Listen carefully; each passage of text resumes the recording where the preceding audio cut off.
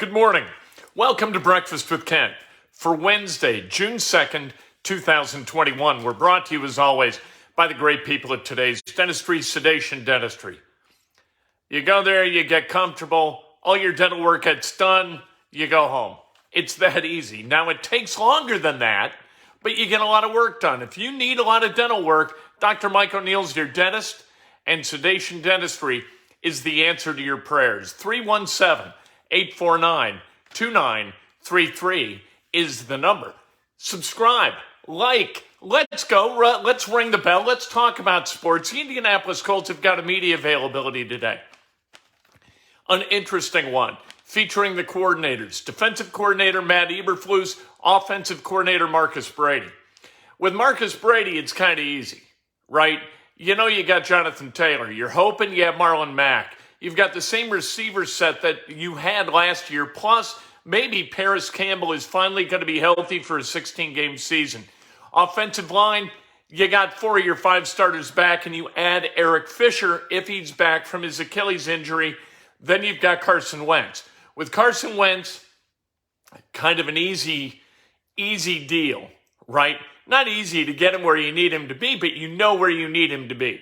And that is a guy who delivers the ball to your offense and not to the opposing defense, and is going to be able to escape long enough to extend plays, again, long enough that it's going to be positive for your offense and not positive for the defense in terms of sacks. Eliminate mistakes and keep the positive. If you can do that with Carson Wentz, I think you can go deep into the playoffs with this offense. Now, the defense is a completely different animal because you've got guys who are gone. You've got Walker gone from middle linebacker. You've got Houston and Autry gone from this defense, and you're not sure who's going to replace any of them. You've got Okereke who's going to come in for Walker, but Okereke's spot is now open at linebacker, and you don't know whether that's going to be Adams, whether it's going to be Speed, Franklin. You don't know who the starter is going to be at the other linebacker, at that third linebacker spot, which is really not that big a deal because in a lot of cases, you're going to play nickel, and that nickel back is going to come in for that extra linebacker. However, with Houston and Autry gone and not knowing exactly who those defensive ends are going to be, that's kind of a big mystery. That is a significant hole in what we know about this defense.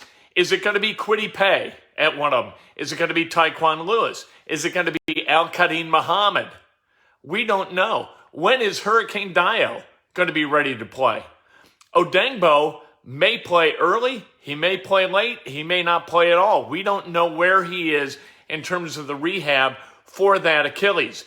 You got guys that are going to fill those holes, but you just don't know who they are. And that is really going to be fascinating. I feel like I keep forgetting some of the guys who may play defensive end. And that's not a good thing, right? If you can't readily, say, okay, here are the guys from whom we are going to find 2 starting defensive ends. And here are the guys. E.J. Speed is another guy who could wind up being at that linebacker spot. That's 3 holes that you've got to fill. And you have used a first-round draft pick to go fill one of those holes and a second-round draft pick to fill another, but that guy's not going to be ready. This defense is really it's an area that required improvement, but we haven't seen any reason to suspect that there will be improvement. Justin Houston's still on the street, for goodness sake. That tells you what the league thought of Justin Houston and that his best football was behind him. Danico Autry was snapped up pretty quickly. Danico Autry is a very, very versatile football player who can do some really good things. Will Kwity Paye be that guy? Will Tyquan Lewis be that guy? Will it be Al-Qadim Muhammad? It's going to be a rotation of those players. They're going to have to cause the kind of negative plays for opposing offenses that the Colts would like to limit on their end and make sure that Carson Wentz in 12 games this season, like he did last year, is not the leader in the NFL in interceptions against and sacks against. You can't have that. You want that defense to cause that. You do not want Carson Wentz to cause that for your offense because your defense is not going to be good enough this year to overcome it. Let's talk about the Indiana Pacers. As we sit and we watch the NBA playoffs, you wonder, okay, what do the Pacers have to do to play at this level? And you see a guy like Dame Lillard last night. He hit 12 threes for the Blazers. It still wasn't enough for the Blazers to get over the hump against the Nuggets. The Pacers, do they have a good enough best player in order to compete at this level? Because let's face it, that's what the NBA is. You need a high-level best player. And that's the kind of guy that the Pacers have been without for a long time. They've tried to put it together in the aggregate, but they haven't been able to get that done. They have, if you look, if only the Pacers were being judged and NBA teams were judged by their least starting level player, the Pacers would be in pretty good shape if they were healthy. I mean, here are the three things for the Pacers, right? You've got to get healthy. You have got to find a better or groom a better best level player. You've got to get those things done. And then you've got to say, okay, what are the assets that we've got that we could deal and maybe get something back? Can you get enough? The question isn't whether they should trade Miles Turner or Domas Sabonis. The question is, for which of those guys do you get commensurate value back? For which of those guys do you get something back that's going to actually elevate your level of play? If you could get a top draft pick, a top 5 pick, or a guy who represents that kind of player, and on your team, a guy who's going to be a best level player. If you could get that for Miles Turner, potentially, you deal Miles Turner. But you can't get that kind of return for Miles Turner. He's got the plantar deal with the big toe. Nobody's sure whether he's going to be healthy. Miles Turner's kind of a clunky athlete. There's some question as to how committed he is to being a great basketball player and whether he has the capability of being a great basketball player. There are all these questions about Miles Turner. Every GM in the NBA has those questions about Miles Turner, not just Kevin Pritchard, not just Chad Buchanan. And so you wonder, and you're not going to dispatch a bunch of assets to Indianapolis in order to reap the rewards of getting a Miles Turner. You're just not. Now with Domas Sabonis, it's a little bit different. Domas, more or less healthy, and is a guy who competes at a high level, and it seems like there are rumors, there are murmurs that he didn't like Indianapolis as well as maybe he should or would like, and maybe wants to go someplace else. It's really interesting how guys decide they want to live in a certain community or they covet what they don't have. And what you don't have in Indianapolis, I guess you don't have water.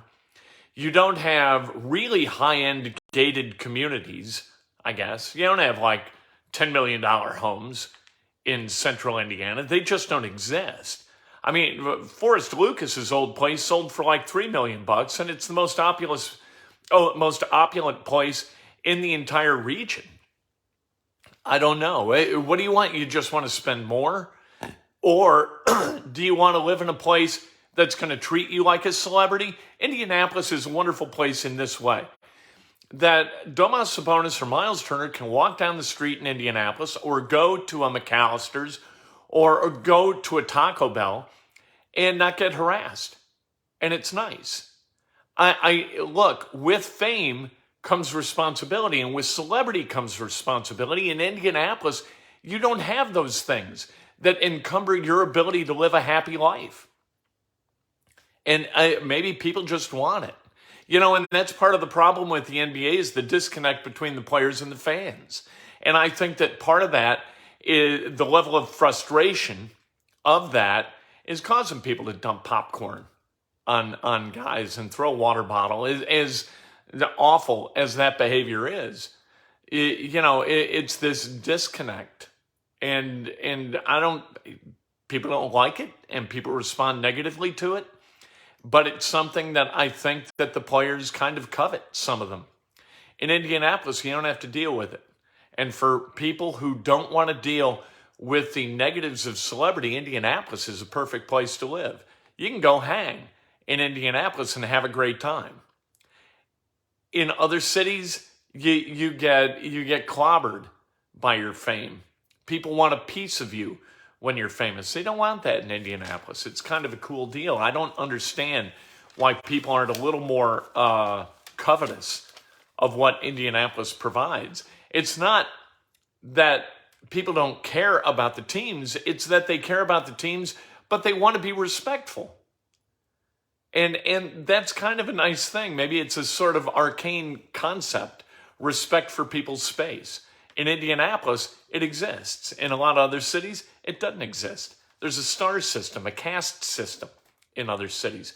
Let's talk about Indiana football for a minute. At Peegs.com, and I don't know, whether they're owned by, it's like 24/7 Sports, who's owned by CBS. I get dizzy trying to figure out who's running stuff in sports media these days. But the top 10 games among Big Ten teams this season, Indiana's got 3 of them. The number 7 game of the season is Indiana at Penn State on October 30th. And then the 5th best game, Cincinnati at Indiana. What? Wow. That's the 5th most interesting game or best game in the Big Ten this season. This tells you the level at which Indiana football is being appraised at this point. I may have said basketball a couple of times just by habit, talking about Indiana. I'm talking about Indiana football. Anytime I think Indiana, I think basketball. I'm still thinking that way because this is new to Indiana fans and people in Indiana, that Indiana football in the month of June is somehow relevant. And you would look ahead of the schedule and say, okay, back in the day, it was Indiana and Louisville. This is when Louisville was down, or Indiana and Kentucky, Indiana and Western Michigan, whoever. And it was like, it's a chance to go down to Bloomington, see some old friends, have a great tailgate party, and enjoy ourselves. Now we're looking at a season where there are actually games of national importance for Indiana football. What the hell is going on here? And then the 4th best game among all the Big Ten games among Big Ten football programs, Indiana hosting Ohio State on November 6th. What's going on? We're talking about visits. I know. You know what? The last few years, it's kind of been this way. But talking about Indiana hosting recruits in the month of June, I never thought about visits. I think about basketball visits and basketball recruiting and the open periods in basketball. I got to tell you the truth. Until I read about it, I didn't even know when the open period for football was. It turns out that it's June. And Indiana, according to Peegs.com, is going to host right around 30 rising seniors in the class of 2022 who may choose to go to Indiana and play football. Indiana football has turned a corner into a really interesting place where all of a sudden, maybe not necessarily in Indiana yet, but around the country, Indiana football is a big deal. Nationally, Indiana football is respected. Wow. I know they're better. I didn't know it was like this. That's fantastic. Indiana's playing 3 of the top 10 Big Ten games. Tom Allen has kind of got this thing going through the force of his own will and enthusiasm and a really good staff, really good facilities, and some buzz about the program that hasn't existed since Bo McMillan back in the late 40s. What? It's been so long since Indiana's been relevant nationally from a football perspective that it's the same amount of time since the Chicago Bears had a legit starting quarterback. What? That's inconceivable.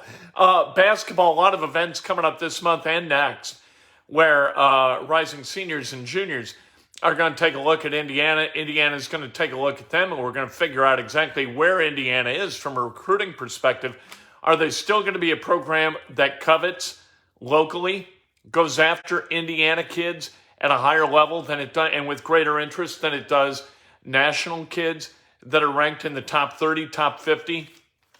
You know, you look at Indiana basketball, and we get a little, I don't know, we get a little hanky about recruiting, where if it's local, we like that, but we look at the national guys and we say, why don't we get these top 30 guys? And then if we get the top 30 guys, we say, wait a minute, what's the matter with the local guys? We're not really sure what Mike Woodson should do in terms of recruiting, whether he should be hyper-focused on the local or, you know, kind of hand-pick local and then move out nationally and go get top 30 guys and really raise the level of aggregate talent within that program. It's going to be interesting to see how Mike Woodson puts together his class of 2022. One guy already from Lawrence North High School has committed to Indiana, but other than that, and plus the math is way convoluted and weird and complicated, right? We don't know how many holes Mike Woodson's got to fill. Mike Woodson doesn't know how many holes he's got to fill. The guys that he's got, how many years of eligibility do they have, and how many of them are going to choose to stay at Indiana, and how much of college basketball is going to become a revolving door because of the ability to transfer the one time without penalty. Really interesting stuff. This is going to be a unique offseason for Indiana basketball, for college basketball as a whole. I think in the end, it's good for the players. I think in the end, for college basketball, it's really going to become difficult to kind of figure out how the offseason works for fans who enjoy that kind of thing. Let's celebrate some birthdays, shall we? Mark Bianchi celebrating a birthday. Happy birthday to Mark. Worked with him at Entercom. Dylan Salisbury also worked with him at Entercom. Happy birthday to Dylan. Bonnie Tishner, happy birthday. Eddie Hager, happy birthday. Richard Dodge, the great Evan Altman, celebrating a birthday. Go Cubs. Cubs are rolling. Another win last night, 4-3. Wilson Contreras, a 2-run bomb with Kyle Hendricks aboard. Hendricks threw well enough, had a tough top of the fifth, but other than that, was really, really good. Robin Lop Allen, happy birthday. The great Michelle Daly, happy birthday. Jeff Dillow, James Weghorst, happy birthday. Andy Johnson, also happy birthday. If today's your birthday, you celebrate like hell. If it's not your birthday, you celebrate somebody else. That is best done with an honest and specific compliment. Today, Inside Indiana Sports Now, Matt Eberflus is going to join the show. Can't wait to talk to Matt Eberflus and see what he thinks about Indianapolis Colts football and how that defense is going to kind of fit together and what he thinks about those three holes that team's got in the starting lineup and how those are going to be filled. We'll talk about that about 1 o'clock this afternoon. I'm getting a haircut today. How about that? I look a little bit too much like Wendell Wilkie for my liking. So it's time to get a haircut. Anytime my wife wakes up and says, hey, you're looking a little like Wendell Wilkie, I got to take care of business. Well, we'll talk to you this afternoon. New haircut and Matt Eberflus.